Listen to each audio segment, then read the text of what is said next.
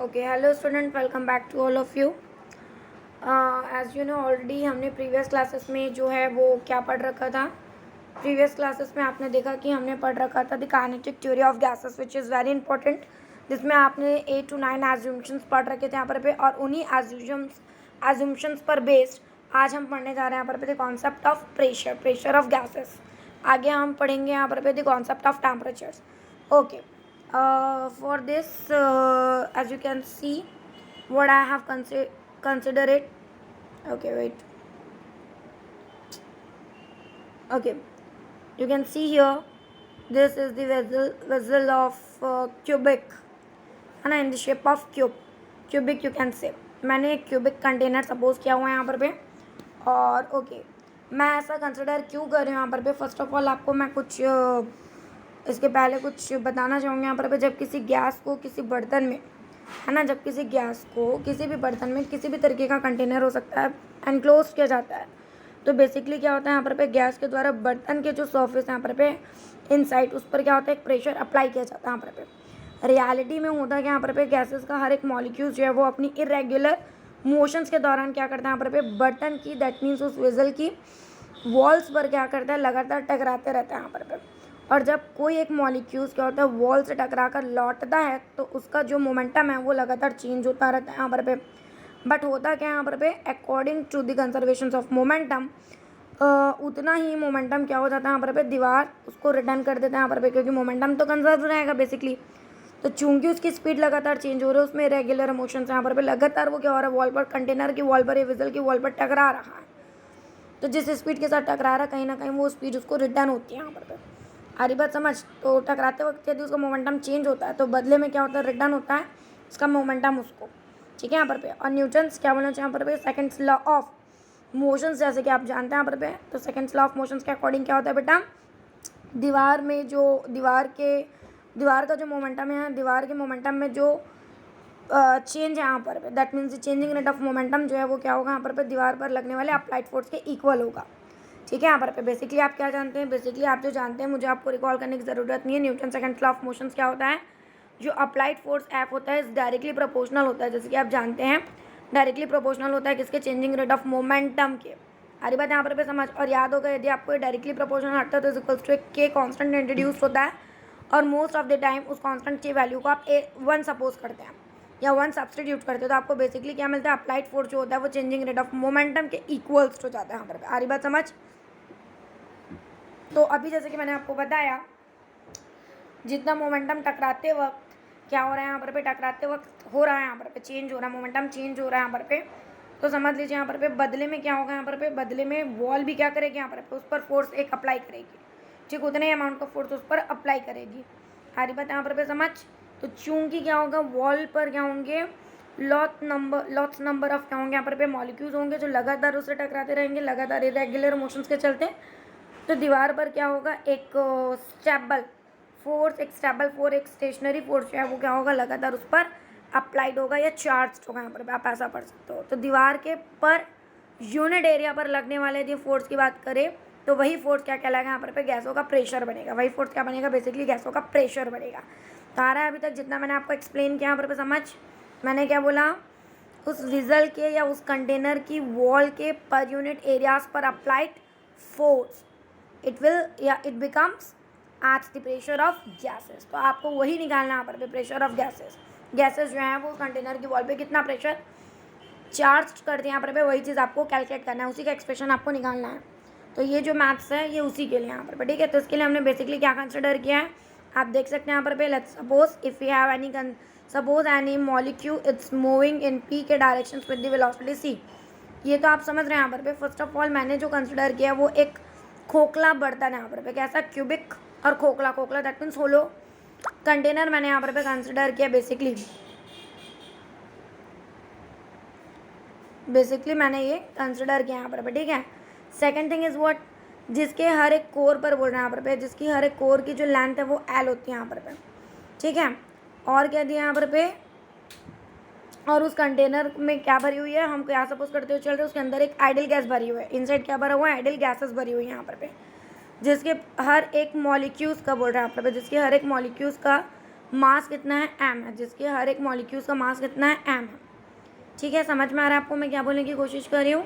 ठीक है, चलिए, तो ये इतना आपको बेसिकली जो मैंने कंसिडर किया समझ में आया। आगे यहाँ पर हम क्या देख रहे हैं कि हमारे पास जो मॉलिक्यूल है वो क्या कर रहा है, पी के डायरेक्शंस में वेलोसिटी v से क्या कर रहा है, मूव कर रहा है। यहाँ पर suppose any molecule is moving in पी के directions with the velocity c and this velocity c will be classified in 3 different factors.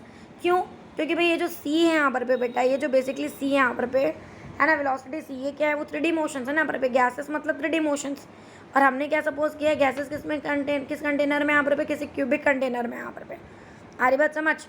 तो ऑब्वियसली यहाँ पर जो वेलोसिटी होगी यहाँ पर मॉलिक्यूल्स वो 3 डिफरेंट साइड्स पर 3 डायमेंशंस में क्लासिफाइड हो जाएगी यहाँ पर एक्स वाई और जेड एक्सिस के करस्पॉन्डिंग 3 डायमेंशंस में क्लासिफाइड हो जाएगी यहाँ पर बेसिकली।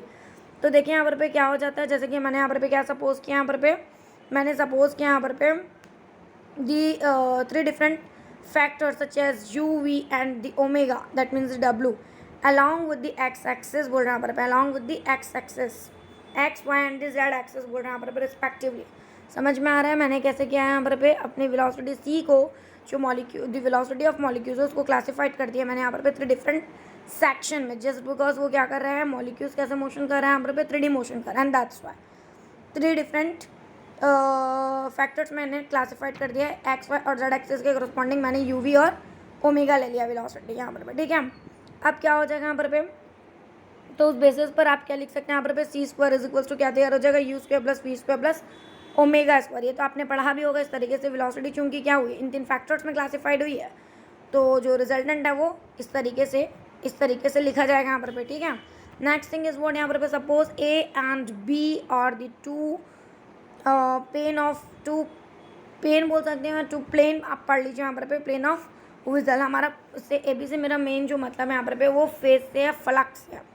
अरे बात यहाँ पर समझ, दैट मीन्स सरफेस है यहाँ पर ए बी, जो कि एक सरफेस है किस पर, विजल पर। ओके, क्या लिखे हैं, परपेंडिकुलरली टू एक्स एक्सिस। मैंने एक्स एक्सिस के परपेंडिकुलर क्या लिया यहाँ पर 2 सरफेस लिया, यहाँ पर देख सकते हैं ए और बी। देखना यहाँ पर if the molecules strikes on the panel A with you velocity, है ना, मॉलिक्यूल क्या हो रहा है बेसिकली पैनल ए पर क्या हो रहा है यहाँ पर टकरा रहा है यहाँ पर, किस रफ्तार के साथ, रफ्तार यू के साथ टकरा रहा है यहाँ पर। The next what, then because of the pure elastic coalescence it will be back or return with the velocity minus u, जैसे कि मैंने अभी आपको थोड़ी देर पहले बताया है ना, क्योंकि यहाँ पर कोलाइजन कैसा हो रहा है, यहाँ पर प्योर इलास्टिक्स हो रहा है, मॉलिक्यूल्स वापस टकरा के लौटेगा यहाँ पर लेकिन जब टकरा के लौटेगा, लौट रहा है ना यहाँ पर इट मीन्स कम बैक हो रहा है। तो ऑब्वियसली यहाँ पर जितनी वेलोसिटी के साथ टकरा रहा है उतनी वेलोसिटी के साथ कम बैक हो रहा है, बट चूंकि कम बैक हो रहा है that's why velocity will be negative, minus you work करेगी यहाँ पर। सो मोमेंटम ऑफ द मॉलिक्यूल्स आप निकालिए यहाँ पर बिफोर कोलाइजन और फिर निकालिए आफ्टर कोलाइजन, क्योंकि आप कंजर्वेशन ऑफ मोमेंटम की बात कर रहे हैं। आप किसकी बात करें यहाँ पर कि मोमेंटम कंजर्व रहेगा। तो एक काम आपने आई थिंक 9th स्टैंडर्ड में भी किया होगा, है ना, कंजर्वेशन ऑफ मोमेंटम के वक्त आप क्या करते हैं, बिफोर कोलाइजन और आफ्टर कोलाइजन मोमेंटम निकाल के दोनों को क्या कर देते हैं यहाँ पर दोनों टोटल मोमेंटम्स को आप बैलेंस कर देते हैं यहाँ पर। वही काम आपको करना है यहाँ पर। ठीक है, बेसिकली आपको करना वही चीज़ है यहाँ पर। तो आपने निकाला बिफोर मास इंटू, बेसिकली क्या होगा, मास इंटू वेलोसिटी होता है मोमेंटम। बिफोर निकाला, फिर आपने आफ्टर निकाला। आफ्टर में फ़र्क क्या है, बिफोर और आफ्टर में फ़र्क क्या, मास तो चेंज होना नहीं, मास तो बेसिकली कांस्टेंट रहेगा, बट जो वेलोसिटी वो चेंज हो जा रही है।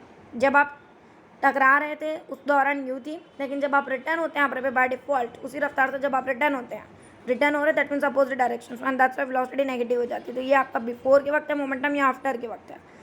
Now we are going to calculate change in momentum, P1 minus P2, basically change निकालने के लिए आप वही करते हैं। चलिए चेंज निकाल दिया, दोनों वैल्यूज को रख दिया, दोनों आपस में ऐड हो गई, तो आपको मिल गया 2mu। This is the change, this is what, this is the change in momentum. Next word यहाँ पर 2L/u क्या है यहाँ पर is the time taken to cover this complete distance 2L from A to B and B to A। अब A to B जाएगा यहाँ पर मॉलिक्यूल्स, और फिर चूंकि कम बैक भी होगा टकराने के बाद, दैट मीन्स B से A वापस आएगा। A to B लेंथ क्या यहाँ पर L है, हरी बात यहाँ पर समझ, L लेंथ वाला आपको क्यूबिक कंटेनर लिए थे and that's why.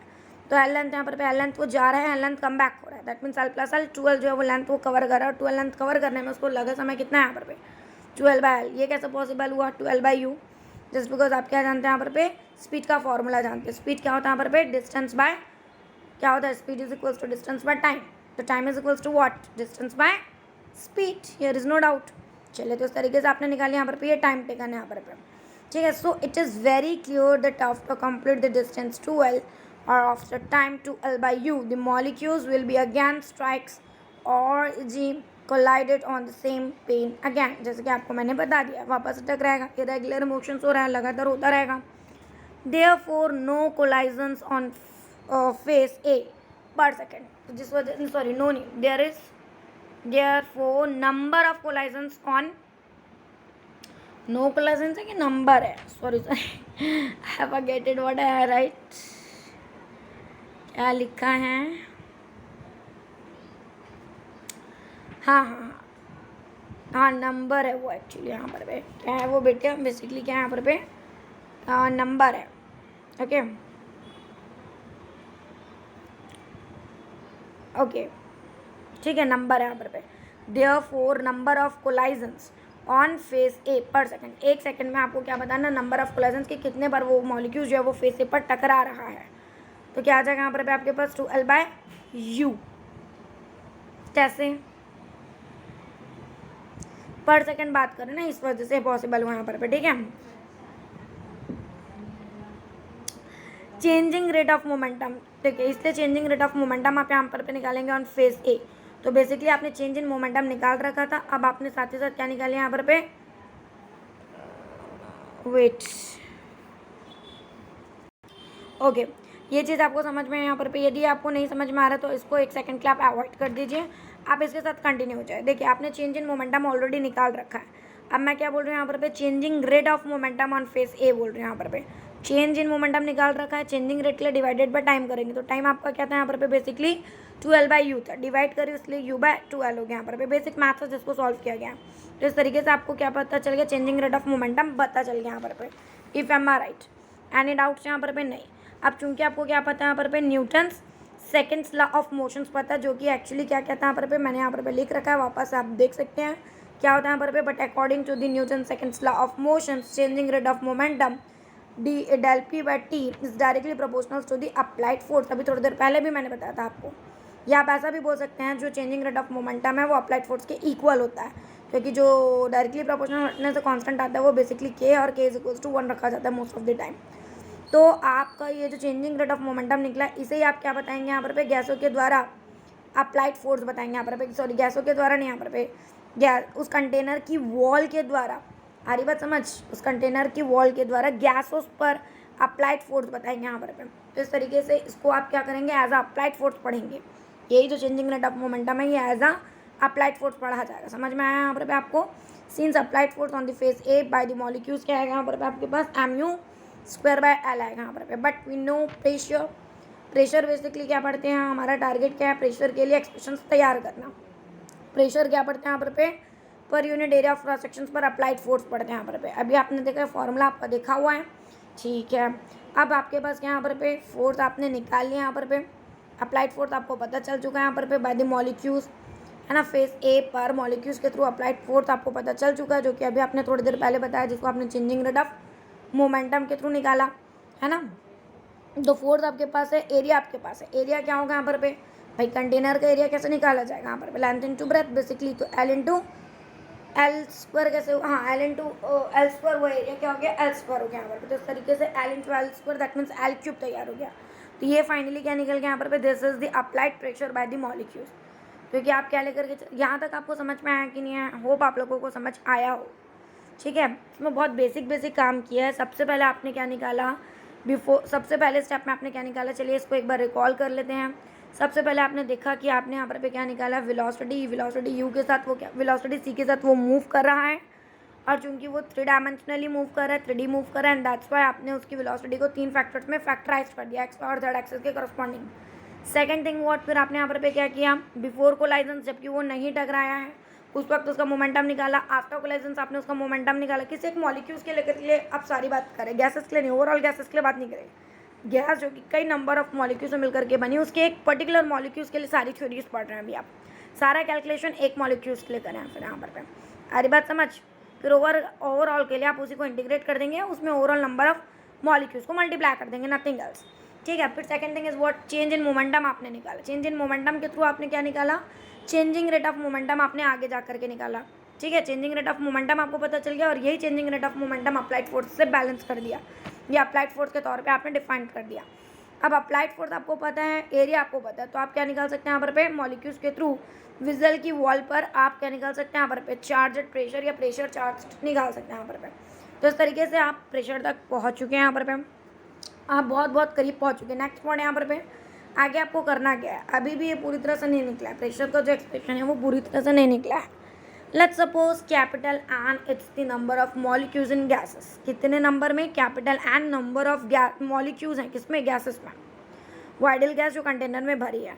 And the velocities of factors, velocity factors are u1 u2 u3 so on un, है ना, हरी बात समझ यहाँ पर respectively in the directions of X axis, ठीक है। So the applied pressure on face A by the total number of molecules will be, this will be your expression P of X. Expression वही है जो आपने एक molecules के through निकाला है यहाँ पर पे एक्स एक्सिस के डायरेक्शंस में applied pressure, if am are right. अब ये क्या हो जाएगा यहाँ पर पे, ये पहले मॉलिक्यूल्स के थ्रू हो जाएगा, उसी एक्सप्रेशंस में रिस्पेक्ट में 1 लेंगे तो पहले मॉलिक्यूल्स के लिए हो जाएगा, रिस्पेक्ट में 2 लिखेंगे तो दूसरे मॉलिक्यूल्स के लिए हो जाएगा, रिस्पेक्ट में 3 लिखेंगे तो तीसरे मॉलिक्यूल्स के लिए हो जाएगा। और इसी तरीके से आप nth मॉलिक्यूल्स के थ्रू क्या निकाल सकते हैं यहाँ पर पे, क्या निकाल सकते हैं, एक्स एक्सिस के डायरेक्शंस में अप्लाइड प्रेशर निकाल सकते हैं यहाँ पर पे। और इस तरीके से निकाले हुए इंडिविजुअली प्रेशर्स को आपस में ऐड करके आप क्या निकाल सकते हैं, टोटल प्रेशर निकाल सकते हैं। सारी बात समझ। सो इन दिस वे क्या हो जाएगा यहाँ पर पे आपको क्या पता चल जाएगा, एक्स एक्सिस के डायरेक्शंस में अप्लाइड प्रेशर आपको पता चल जाता है। समझ में आ रहा है यहाँ पर पे, अप्लाइड प्रेशर या pressure charged, that means total number of molecule से मिलकर के जो बना वो गैस यहाँ पर पे, उस गैस के थ्रू आपको विजल की वॉल पर प्रेशर चार्ज का एक्सप्रेशन पता चल जाता है, लेकिन एक्स एक्सिस के डायरेक्शन में। Let me clear, x axis के डायरेक्शंस में यहाँ पर पे। अब देखिए यहाँ पर आपने नोटिस किया इन सभी को ऐड करने के दौरान क्या किया, यहाँ पर पे सभी के पास जो कॉमन मल्टीप्लायर था वो क्या था, m/l cube m/l cube m/l cube, ठीक है। कितने टाइम्स है m/l cube, n number times है, कितने टाइम्स है यहाँ पर पे, n टाइम्स है यहाँ पर पे। And that's why m/l cube को क्या कर दिया, उन nth टर्म से क्या कर लिया, उन n नंबर ऑफ टर्म से क्या कर दिया, कॉमन मल्टीप्लायर के तौर पे बाहर कर लिया यहाँ पर पे, ठीक है। आगे बात यहाँ पर पे समझ, m क्या है, मास है, ठीक है यहाँ पर पे, और l क्या है यहाँ पर पे बेटा, l क्या है, लांच इंटू ब्रेथ इंटू क्या है, हाइट और डेप्थ, दैट मीन्स वॉल्यूम है, mass into volume, as you know mass into volume is equals to what, sorry mass by volume is equals to what, क्या होता है मास by volume, पता होना चाहिए आप लोगों को, बताइए क्या होता है मास बाय वॉल्यूम, बेसिकली क्या होता है मास by volume. I think mass by volume जो होता है वही तो आप लोगों का डेंसिटी होता है, क्या डेंसिटी होता है बेसिकली मास बाय वॉल्यूम, हाँ मास बाय वॉल्यूम डेंसिटी होगा। समझ में आ रहा है आप लोगों को, यहाँ पर आगे करेंगे वो काम आगे किया गया, मास बाय वॉल्यूम को डेंसिटी के तौर पे आगे लिखा जाएगा, कहीं ना कहीं लिखा जाएगा, ठीक है, टेंशन मत लीजिए। तो ये जो एल क्यूब है यहाँ पर पे वो विजल या उस कंटेनर का वॉल्यूम तैयार हो जाता है यहाँ पर पे। अब चूंकि उसी कंटेनर के अंदर गैसेस भरी तो वो वॉल्यूम ऑफ गैसेस भी तैयार हो जाता है, के तौर पे भी जाना जा सकता है। Similarly applied pressure on the perpendicularly face to the Y axis, अब वाई एक्सिस के परपेंडिकुलर जो फेस है, हरी बात यहाँ पर पे समझ है ना, उस पर आप निकालेंगे यहाँ पर पे pressure charge by the gases. तो पी वाई का एक्सप्रेशन, अब उसके लिए आपको मशक्क़त करने की ज़रूरत नहीं है, क्यों, क्योंकि ऑलरेडी आपने एक बार वर्क परफॉर्म कर लिया है, पी एक्स आपने निकाल लिया, दैट मीन्स एक्स एक्सिस के परपेंडिकुलर जो साइड था उस पर आप क्या निकाल लेते हैं, प्रेशर चार्ज कैलकुलेट कर लेते हैं। तो अब आपको करना है क्या, कॉपी पेस्ट मारना है, कॉपी पेस्ट इट मीन्स अब आप सपोज करते हुए चलेंगे जैसे एक्स एक्सिस के लिए निकला है वैसे ही वाई एक्सिस के परपेंडिकुलर जो फेस होगा यहाँ पर पे उस पर गैसेस के थ्रू, उन्हीं गैसेस के थ्रू अप्लाइड प्रेशर का एक्सप्रेशन ये बनेगा। ये आपने कैसे किया, आपने देखा जो डिफरेंसेस यहाँ पर वो किसको लेकर के आ रहा है, बेसिकली डिफरेंसेस किसको लेकर के आ रहा है, वेलोसिटी फैक्टर्स को लेकर के आ रहा है। तो अब आप वाई एक्सिस के लिए चूंकि आपने क्या कंसिडर किया था, वेलोसिटी फैक्टर्स को v कंसिडर किया था, तो पहले मॉलिक्यूल्स के लिए रिस्पेक्ट में v1 हो जाएगा, दूसरे मॉलिक्यूल्स के लिए रिस्पेक्ट में v2 हो जाएगा, तीसरे के लिए v3, उसी तरीके से nth मॉलिक्यूल्स के लिए रिस्पेक्ट में n हो जाएगा। तो आपको इसी एक्सप्रेशन को आपको क्या करना है, यहाँ पर पे कॉपी करना है, या इसी एक्सप्रेशन के बेसिस पर आपको एज्यूम करना है कि पी वाई क्या होगा और पी जेड क्या होगा। तो सिमिलरली उसने क्या कर लिया यहाँ पर पे, सिमिलरली क्या कर दिया है, the total by the total number of molecules of gases applied pressure on this side which is perpendicularly to this Z axis. ये यहाँ पर पे उसने अपने समझदारी से सपोज कर लिया यहाँ पर, समझ में आया।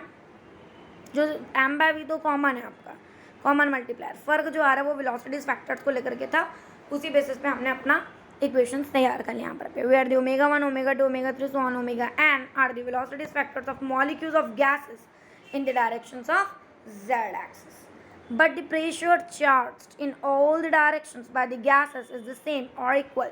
गैसेस देखिए यहाँ पर पे सभी डायरेक्शंस में क्या करेंगे, चाहे एक्स एक्सिस के करस्पॉन्डिंग हो, चाहे वाई एक्सिस के करस्पॉन्डिंग हो, चाहे जेड एक्सिस के, है ना। हरी बात यहाँ पर पे समझ, किसी भी एक्सिस के परपेंडिकुलर फेस पर बात क्यों ना कीजिए, है ना। कंटेनर के किसी भी वॉल पर क्यों ना बात कीजिए, गैसेस क्या करेंगी, इक्वल, सेम या इक्वल जो है वो यहाँ पर पे प्रेशर उस पर अप्लाई करेंगे। आधी बात यहाँ पर पे समझ, इक्वल प्रेशर अप्लाई करेंगे एंड दैट्स वाई आप क्या करेंगे यहाँ पर पे, जो आपने पी एक्स पी वाई और पी जेड निकाला है इनको आप बैलेंस कर देते हैं यहाँ पर पे, और एक कॉमन प्रेशर पी जो है वो यहाँ पर पे आप लेकर के चलते हैं, ठीक है। तो एवरेज जो है वो क्या हो जाएगा, P X plus P Y plus P Z by 3।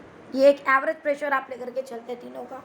हालांकि तीनों जो है वो लगभग सेम ही होगा या एक सा ही होगा, आप कह सकते हैं लगभग भी नहीं, एक सा ही होगा यहाँ पर, ठीक है।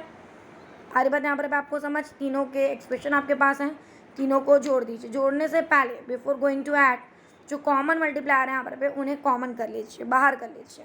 जैसे m बाई 3 कैसे हुआ,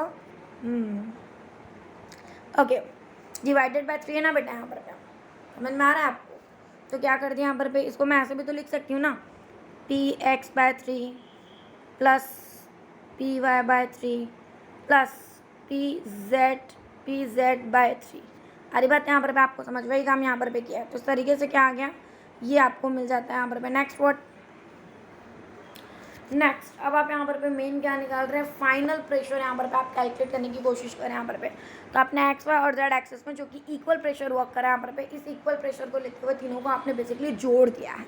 क्या कर दिया, बेसिकली जोड़ दिया यहाँ पर पे, ठीक है।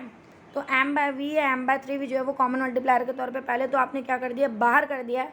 अब आप सिर्फ वेलोसिटीज फैक्टर्स को क्या करें, जोड़ रहे हैं। अब आप थोड़ा सा अरेंजमेंट करें, जोड़ते वक्त आप क्या करें, अरेंजमेंट करें। आपने नोटिस किया यहाँ पर मैंने पहले मॉलिक्यूल्स की जो तीनों डायरेक्शंस में वेलोसिटीज थी उसको ऐड किया, उनके स्क्वायर्स को ऐड किया, फिर दूसरे मॉलिक्यूल्स पर आई, उसी तरीके से तीसरे पर, और उसी तरीके से फिर मैं nth मॉलिक्यूल्स की हर एक डायरेक्शंस में वेलोसिटीज के स्क्वायर को जोड़ूंगी। मैंने अरेंजमेंट कर दिया, पहले मॉलिक्यूल्स के लिए एक तरफ कर दी वेलोसिटीज को, दूसरे मॉलिक्यूल्स के लिए एक तरफ कर दिया, और तीसरे के लिए अलग। इस तरीके से हर एक मॉलिक्यूल्स के लिए मैंने वेलोसिटीज को अलग कर दिया यहाँ पर। अब आप ये देखिए, इक्वेशन नंबर याद है, पहला इक्वेशन जो मैंने आपको बताया था, है ना, बताया था मैंने आपको। तो जब आप पहले मॉलिक्यूल्स के लिए बोलेंगे तो आप क्या कर सकते हैं, u1 square plus v1 square plus omega square is equals to c1 square substitute करेंगे। वहीं जब आप दूसरे मॉलिक्यूल्स के लिए बोलेंगे तो रिस्पेक्ट में 2 होगा, और जिसको आप c2 स्क्वायर से बैलेंस कर सकते हैं। और वहीं पर पे जब आप nth मॉलिक्यूल्स के लिए बोलेंगे यहाँ पर पे, तो इस ओवरऑल सम को आप cn स्क्वायर से रिप्लेस कर सकते हैं। यही बात यहाँ पर आपको समझ, बस यही सब्स्टिट्यूशन अब आपको करना है और आपको मिल जाता है आपका इक्वेशन नंबर 1। ओके, समझ में आ रहा है यहाँ पर आपको। अब चूंकि आपको मैंने बताया था प्रीवियस क्लासेस में, क्या बताया था आपको प्रीवियस क्लासेस में, मैंने एवरेज वेलोसिटी के अलावा मैंने आपको रूट मीन स्क्वायर वेलोसिटी भी बताई थी, which will be denoted by what, C bar square बताया था, याद है यहाँ पर आपको सी बार बताया था मैंने आपको, सी बार या सी आर एम एस ऐसा कुछ लिखा आपने देखा होगा, मैंने आपको प्रीवियस क्लास में बताया था। क्या पढ़ाया था आपको मैंने यहाँ पर पे, रूट मीन स्क्वायर वेलोसिटी के तौर पे C bar is equals to, क्या बताया था, C bar square is equals to c1 square plus c2 square plus c3 square plus so on plus cn square divided by what, the total number of molecules. तो इस basis पे क्या समझ में आ रहा है बेटा, यहाँ पर पे क्या समझ में आ रहा है, इधर से यदि मैं सी बार स्क्वायर मतलब इस ओवरऑल को, है ना, इस ओवरऑल को यदि मैं रिप्लेस करना चाहूँ तो मैं रिप्लेस कर सकती हूँ कि नहीं, इस ओवरऑल को मैं किससे रिप्लेस कर सकती हूँ, यहाँ पर पे C bar square by N से क्या कर सकती हूँ, रिप्लेस कर सकती हूँ। इक्वेशन नंबर 1, है ना। ऑलरेडी आपने रूट मीन स्क्वायर वेलोसिटीज पढ़ी है, ये सभी क्या है, सभी इंडिविजुअली वेलोसिटीज का जो स्क्वायर आपने निकाला है यहाँ पर पे, है ना, कि स्क्वायर्स का जो सम आपने निकाला है वो एक्चुअली में रूट मीन स्क्वायर वेलोसिटीज के इक्वल होता है। तो मैं बस वही काम यहाँ पर पे करी, उस ओवरऑल सम को किस में कन्वर्ट कर देती हूँ, रूट मीन स्क्वायर वैल्यूज के टर्म में कन्वर्ट कर देती हूँ, रूट मीन स्क्वायर वेलोसिटीज के टर्म में कन्वर्ट कर दिया। तो क्या लिख दिया मैंने यहाँ पर पे, सी बार स्क्वायर। हरी बात यहाँ पर पे समझ, लेकिन एट द सेम टाइम क्या आएगा, एन भी आएगा, ठीक है, समझ में आ रहा है आपको। ये क्रॉस मल्टीप्लिकेशन होगा ना जी, ये देखो इस इक्वेशन से क्रॉस मल्टीप्लिकेशन। तो इस तरीके से this is your final expression for the pressure charged by the molecules और total number of molecules or by the gases on the wall of the vessel। आ रही बात यहाँ पर समझ? चलिए भाई, इसे आप इक्वेशन नंबर 2 डिक्लेयर बोल दीजिए। और हाँ, 2 डिक्लेयर करने के बाद एक और बात, इस एक्सप्रेशन को दिमाग में अच्छी तरह से बैठा के रखिएगा बेटा यहाँ पर, क्योंकि ये कोई ऐसा वैसा साधारण एक्सप्रेशन नहीं, ये बहुत काम की चीज़, जिससे आपके बड़े बड़े न्यूमेरिक्स भी सॉल्व हो जाते हैं यहाँ पर, ठीक है। और आगे आप जब मैं आगे आप और भी चीज़ें देंगे, और भी रिलेशन देंगे, और भी चीज़ें डिराइव करेंगे, तो उसमें आप इसी एक्सप्रेशन के साथ कंटिन्यू होंगे। What P is equals to mn c bar square by 3v, where v is the volume of gas, m is the mass, and n is what the total number of molecules, and c bar is what the root means square velocity। अरे बात यहाँ पर आपको समझ, तो pressure का expression दिमाग में बैठा लीजिए। दिस इज द एक्सप्रेशन, है ना, expressions of pressure applied are charge at pressure, या प्रेशर चार्ज्ड, है ना। And this is the pressure charged by the molecules of gases on the vessel, on the wall of the vessel. समझ में आ रहा है यहाँ पर? चलिए आगे हम देखेंगे यहाँ पर आगे हम देखेंगे विद अ मिनट। ओके, चलिए इसी के साथ कंटिन्यू होते हैं। Now we are trying to establish the relation between the pressure and the mean kinetic। ठीक है, यहाँ पर मीन काइनेटिक, यहाँ पर देखिए क्या दिया आपको, यहाँ पर जो आपको दिमाग में बैठाना है वो क्या है यहाँ पर, this is the relation between what, between क्या दिख रहा है यहाँ पर आपको, between the pressure and the mean kinetic दिख रहा है यहाँ पर आपको, pressure and the mean kinetic energies of per unit volume. तो चलिए now we are trying to establish a relation between pressure and the volume of what, the mean kinetic energies of per unit volume of gas। and how could be possible, ये मेरे लिए कैसे possible हुआ था, जैसे होगा आपको बता दिया जा रहा है। देखिए बहुत ही सिंपल, इसके पीछे 2 स्टेप का मैथ्स है। बेसिकली क्या है यहाँ पर आपको क्या पता है, मास ऑफ द गैस कैसे निकाला है यहाँ पर मास ऑफ द गैस आप देख सकते हैं यहाँ पर। सबसे पहले तो आपको मास ऑफ द गैस के साथ कंटिन्यू होना है। बेसिकली स्मॉल m क्या था बेटा, याद होगा आप लोगों को स्मॉल m क्या चीज़ था, याद आ रहा है यहाँ पर जब हम सॉल्व कर रहे थे तो स्मॉल m क्या था, याद कीजिए। स्मॉल m क्या था, हाँ स्मॉल m तो मास था यहाँ पर लेकिन मास किसका था यहाँ पर, मॉलिक्यूल का था। मास किसका था यहाँ पर, मॉलिक्यूल का था। हरी बात यहाँ पर समझ। अब मेरे पास चूँकि कोई एक मॉलिक्यूल तो है नहीं, जो आइडियल गैस कंटेनर में भरी है उसमें कोई एक मॉलिक्यूल तो है नहीं, उसमें तो capital N number of molecules हैं। तो किसी एक मॉलिक्यूल का बेसिकली मास क्या है यहाँ पर यदि m है, तो capital N number of molecules का मास कितना हो जाएगा यहाँ पर m इंटू n। हरी बात यहाँ पर आपको समझ। तो this is the total mass of the gas. Now what the density of gas which will be denoted by rho. अब डेंसिटी कैसे निकलती है, तो मास बाय वॉल्यूम, फॉर्मूला वही यहाँ पर टोटल मास आपके सामने है, और वॉल्यूम क्या है, वॉल्यूम ऑफ गैस क्या होगा, जो कि वॉल्यूम ऑफ वेसल है यहाँ पर। तो बस मास बाय वॉल्यूम करके आपने अपना क्या निकाल लिया, डेंसिटी निकाल लिया यहाँ पर। अब आप सोच रहे हो कि मैं बीच में डेंसिटी क्यों ला रही हूँ यहाँ पर। पहले आप in the term of density तो प्रेशर एक्सप्रेस कीजिए। ये देखिए आपका प्रेशर क्या आ गया in the term of density, जो कि मैंने थोड़ी देर पहले कहा भी था आपसे। नहीं समझ में आया, इसको देखिए मैंने कहा था ना यहाँ पर बेटा थोड़ी देर पहले कि देखो यहाँ पर बेटा, ये यहाँ पर भी मैंने कहा था, ये जब 3 नहीं आया था मैंने कहा था मास बाय वॉल्यूम है। आगे जा कर के बेटा ये कहीं ना कहीं क्या होगा यहाँ पर डेंसिटी में कन्वर्टेड होगा। बट ये जो स्मॉल m था वो एक सिंगल मॉलिक्यूल के लिए था, लेकिन जहाँ पर m इंटू n हो गया, अब वो ओवरऑल गैस के लिए मास बन गया यहाँ पर। प्यारी बात समझ।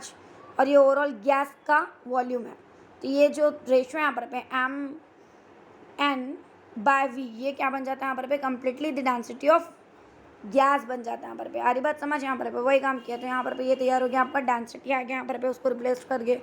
अब आप देख रहे हैं यहाँ पर मैंने यहाँ पर 2 को क्या क्या यहाँ पर तो 2 का गुणा और भाग किया, यहाँ पर 2 को मल्टीप्लाई किया अपने रिक्वायरमेंट के लिए। क्यों, क्योंकि ये जो half rho c bar square है एक्चुअली में this is the expressions of what, the expressions of the kinetic energy, mean kinetic energy. What? This is the expressions of mean kinetic energies of per unit volume। पर unit volume पर किसी gas की mean kinetic energies का expression है यहाँ पर आ रही बात समझ? अब समझ में आया आपको कि मैंने रो में क्यों कन्वर्ट किया, in the term of density क्यों प्रेशर चार्ज का एक्सप्रेशन निकाला है यहाँ पर पे। अब जब ये जो एक्सप्रेशन है यहाँ पर पे, अब जैसे आप देखते हैं यहाँ पर पे हाफ रो सी बार स्क्वायर, आप इसको रिप्लेस कर देते हैं किससे, कैपिटल ई से, जो कि क्या है यहाँ पर पे आपका mean kinetic energies of per unit volume है यहाँ पर पे। तो इस तरीके से लेफ्ट में प्रेशर है, प्रेशर चार्ज है, और राइट में क्या दिख रहा है यहाँ पर पे आपको, मीन काइनेटिक एनर्जी। तो इस तरीके से आपने क्या कर दिया, फाइनली आपने इन दोनों के बीच क्या कर दिया, रिलेशन को स्टैब्लिश कर दिया। This is the final expression, और you can say the charged pressure, या pressure charged is what, the 2/3 part of its mean kinetic energy of per unit volume of molecules of gases, या किसी gases के through जो pressure charge होता है यहाँ पर पे, वो एक्चुअली में उनकी मीन काइनेटिक एनर्जीज पर यूनिट वॉल्यूम पर उनकी मीन काइनेटिक एनर्जीज का 2/3 पार्ट होता है। कितना पार्ट होता है, 2/3 पार्ट होता है। ये कंक्लूजन यहाँ पर पे निकलता है, या यही दोनों के बीच का रिलेशन है, बात आपको यहाँ पर पे समझ आ जाती है यहाँ पर पे। चलिए आज की क्लासेस ओवर करते हैं, बाकी हम नेक्स्ट क्लासेस में पढ़ेंगे। Thank you.